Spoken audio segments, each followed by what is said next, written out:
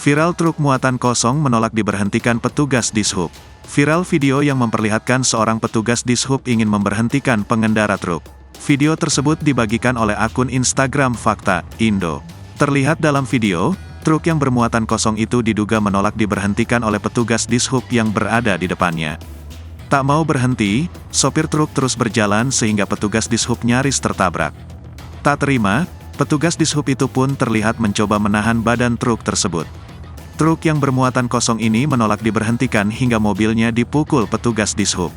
Lokasi di wilayah Desa Cibening, Kecamatan Bungur Sari, Kabupaten Purwakarta, tulis keterangan unggahan tersebut.